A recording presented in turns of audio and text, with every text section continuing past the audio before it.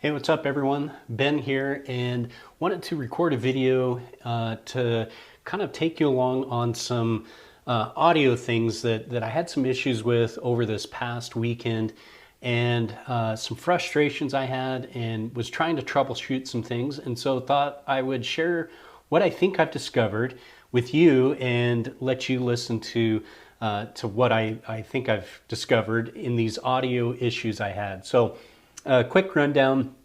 I had a funeral I was live streaming this last Saturday. Long story short, it was in an auditorium. I could not bring in the audio directly from the soundboard into my live stream. And so I had to rely on some shotgun mics to capture room audio. And then I used some Rode Wireless Go II mics to capture the main speaker. And I also used one on a podium where there was going to be some different speakers come and share some things. And so had left a microphone there on the podium, similar to this, without this lapel mic, to hopefully capture some audio there. That part of it was okay. The microphone that I was able to place on the main speaker, that one worked fairly well. I had no issues there, could hear him really clearly. The mic that I placed on the podium didn't work as well, but I was really disappointed in the microphone, the audio I was getting from the shotgun microphones that I had mounted on. What I was using was Mevo cameras set up on kind of two sides. So the microphones were placed, I felt were placed well, the cameras were placed well to get a couple of different shots, but the audio was just kind of bad. So let me share what I was using. I was using these Rode VideoMic GO IIs. You can get them on Amazon. Here, I'll kind of show you here real quick. On Amazon for currently $94. These are a good quality microphone. Rode is a quality company, and so I did not anticipate having some of the issues I had. Now, what was kind of going against me was, I couldn't do some audio testing beforehand. A funeral, you're trying to make this as less invasive for people as possible. So I felt pretty confident. I've used these for I've streamed baseball games and things like that. They've worked well for that. So wasn't anticipating having the issue I had. What happened was they did a time of sharing from the audience.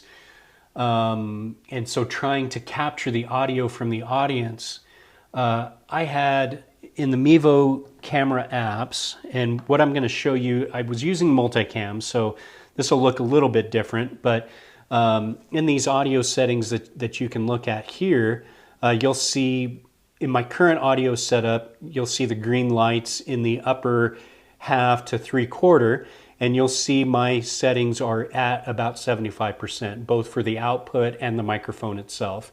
And what I'm initially using as I'm recording this is this Rode Wireless Go. What I had to do during the live stream was crank those settings or those outputs and the mic itself to the absolute capacity. And what that resulted in was kind of this hiss as it was trying to pick up room audio. I was hoping to capture something enough so that people listening and watching could get an idea of what was being said and shared. So I was less than impressed with how that turned out. So that brought me back to playing with a couple of things in hopes that next time I can capture audio a little better, a little more clearly. So as I mentioned, these were the microphones I was using. These have a couple of different connection points, as you can kind of see, and I want to go over those with you. You'll see right here this 3.5 millimeter port, and that's what I was using. This Rode cable plugged into the microphone, and then again I was using Mevo Start cameras, and they have the 3.5 millimeter. They have the 3.5 millimeter plug in the back, and that's what I was using. I thought I'm going to try and see if there's a significant difference between this connection, and these also have a USB-C connection, as you can see right there, and the Mevo cameras also have a USB-C connection. So I'm going to do a couple of quick audio tests with this connection here, then using the USB-C, and then I found a microphone that I just could not pass up, and I'll share some details with that here in a second. So I'm going to go ahead and pause or stop the recording here. The next time you'll listen to this is with the this Rode VideoMic GO II with this 3.5 connection, and just so you can hear the difference here. So I'm going to pause and then pick up the recording again here in just a second. All right, so I am now resuming the recording with the Rode VideoMic GO II attached, and it is connected with the 3.5 millimeter cable from the microphone into the 3.5 millimeter port on the back of the Mevo Start camera. I have left these audio settings the same as what they were before I changed.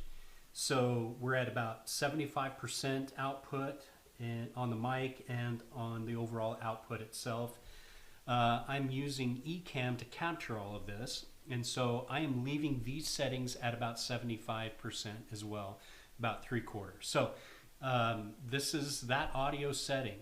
I'll listen to this after I finish recording, but just want you to listen to this and get an idea of what that connection sounds like. So that's the Rode VideoMic GO II using the 3.5 millimeter connections on both the camera and the microphone. I'm going to switch this over to the USB-C connection on the camera and microphone, and so that'll be the next audio you will hear next.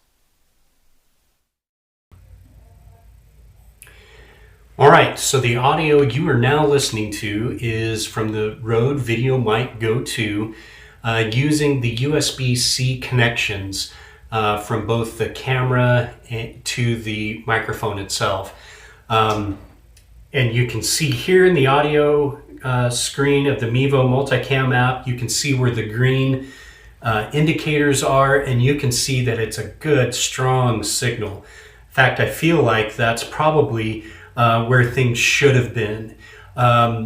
What I'm anticipating, again, I haven't listened to the recording as I'm recording this, so I'm anticipating you're going to hear probably a little more room noise.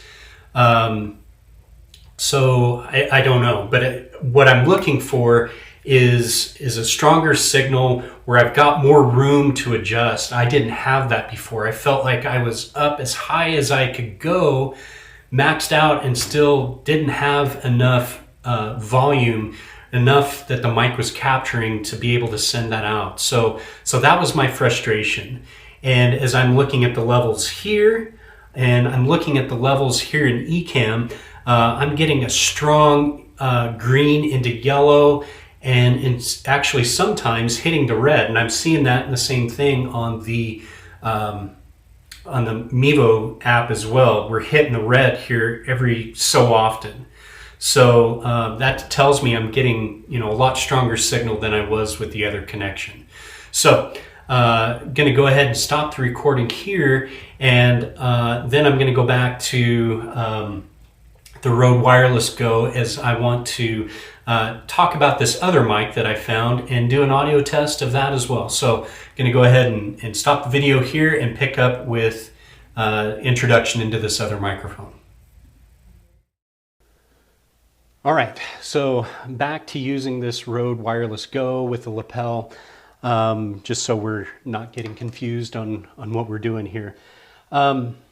So next, what I want to do is share with you this microphone I found and that I just couldn't pass up. So browsing Facebook, they know what you're looking at and different things like that. So they put up ads and different things, and I ran across this microphone that the price, it was just too good. So I decided can't go wrong and wanted to give it a shot. So here is what I bought. It is a Neewer video microphone, shock mount.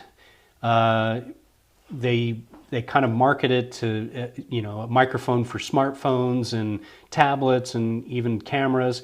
This is the Neewer video microphone CM14 Pro. And as you can see there, it comes with a microphone, shock mount, windscreen, a couple of cables, and then a bag. So let me kind of show you this. Come back here. So here's the microphone itself. Here's the Neewer microphone. I've got it setting in this shock mount. The shock mount also includes a cold shoe mount. It includes, you know, this foam windscreen. In how they had it packaged was kind of wadded up in there, so it's got some wrinkles in it that haven't come out yet, but still slides on fine. Just looks a little wonky, I guess. This will be how it's set up and mounted on the camera here when we do an audio comparison. So microphone, shock mount, it comes with the two cables. The first cable is what you'd expect to see. One end's got a right angle, the one end is a straight connection, but they are both TRS connections. So that'll go plug right back into the back of the camera and then into the back of the Mevo itself. So that will be what we'll be testing here in just a minute. But it also comes with this cable here. Again, a TRS connection, which will go into the back of the microphone, and then a TRRS, which will connect to most smartphones, iPhones through that dongle adapter, but Android phones, most of them still have the 3.5 jack. So comes with both of those cables. It comes with this microfleece kind of bag, and then a furry dead cat windscreen. And so all of that for the price, and again, I'll show this again, the Amazon listing here is currently $26.99. There was a coupon code, and I actually picked it up for $13.50. So I figured I could not go wrong with that, even if it's just something that use in an emergency. But I thought, you know, this is a similar connection to what I used for the funeral with the Rode VideoMic GO II with the 3.5 connectors.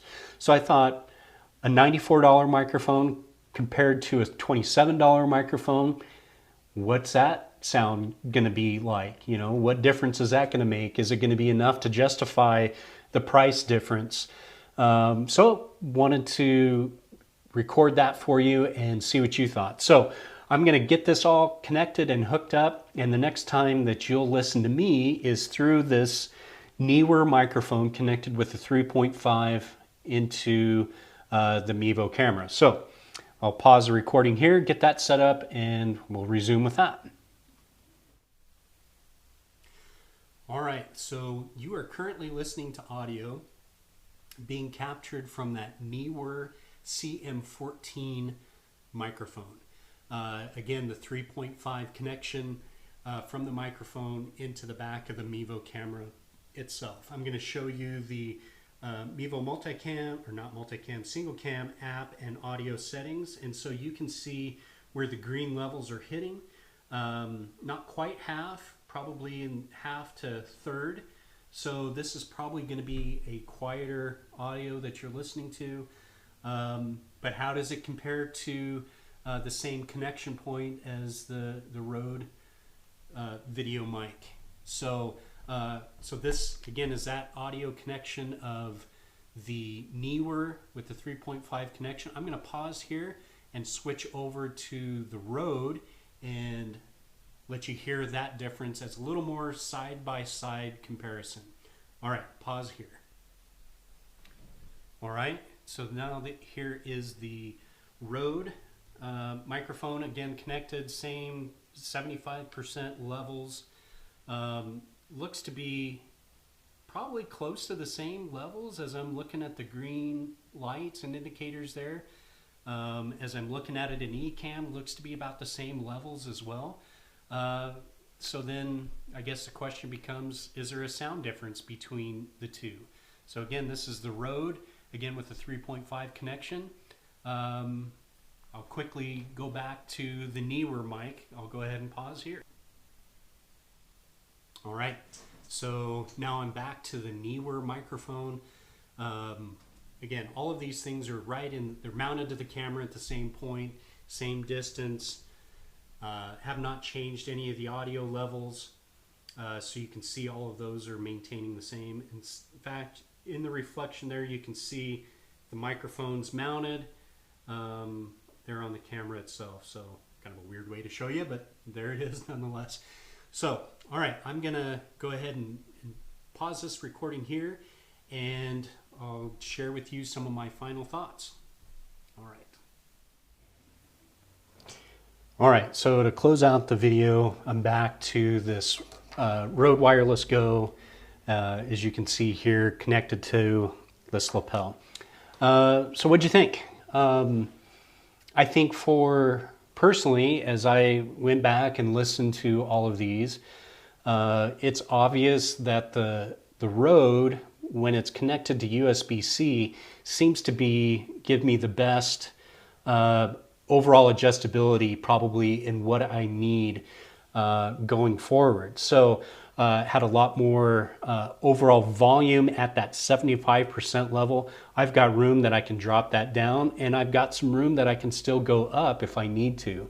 So that seems to be the best as I've gone back and listened to what I'm doing. So going forward in that type of scenario and setting, that's probably what I'm going to rely on to capture room audio, is using that USB-C connection from the microphone to the camera itself.